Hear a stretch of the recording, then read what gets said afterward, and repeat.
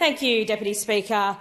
It is extraordinary that the member of opposition business, a senior member of the opposition who has been in this place for more than 15 years and has served as a cabinet minister, would choose to use his time in this chamber to fearmonger and to attempt to scare the Australian people.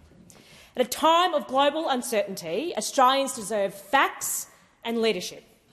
What they do not need is an opposition choosing to once again amplify anxiety during a crisis for their own political gain. And I do acknowledge the member for Riverina on his message to not panic buy. It was good to see that. I'm glad to hear that. But those opposite know. And many of them saw it firsthand when they were in government during a pandemic, that when global events create uncertainty, the role of members in this place is to reassure Australians and provide clarity. It is not to serve their own political interests at the expense of the national interest. This type of behaviour is not only dangerous, it is unhelpful and it is dishonest. Deputy Speaker, Australians have every right to be concerned when major international events threaten global supply chains. The escalation of conflict in the Middle East is serious, and it has implications for energy markets around the world. Australia is not alone in this challenge. But let's be absolutely clear about the facts when it comes to Australia's fuel supply. Our nation is fuel secure. In fact, we are above our minimum petrol stock obligations. And as the minister confirmed in question time today, this stock has not been yet accessed because the supply to Australia continues strongly. Deputy Speaker, we are in a stable position because this Labor government acted.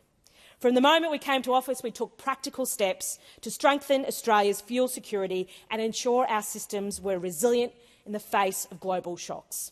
And in case those opposite have lost sight of it in their political games, there is a war happening in the Middle East. It is an international crisis.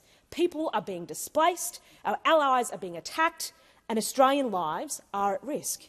This is not commercial opportunity for retailers, and is certainly not a political opportunity for those opposite.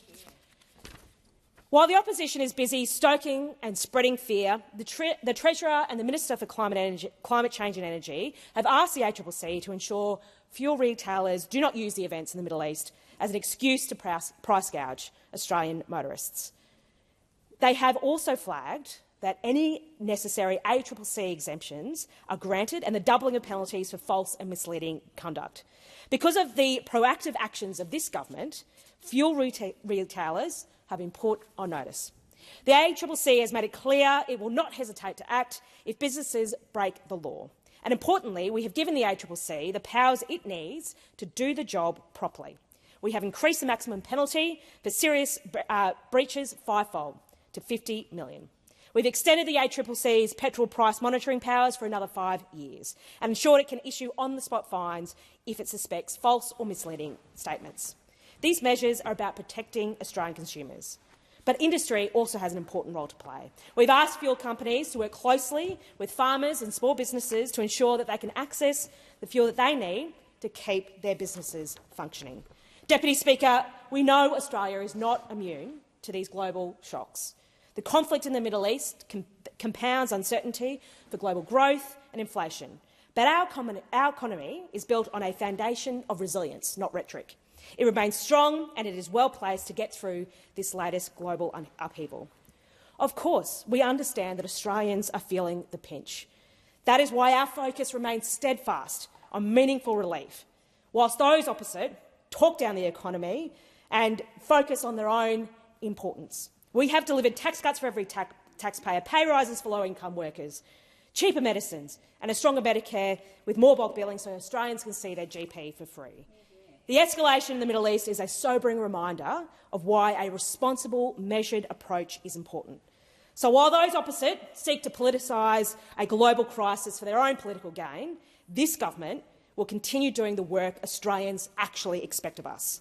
Securing fuel supply, working with industry, protecting consumers, strengthening our economy and delivering real cost of living relief.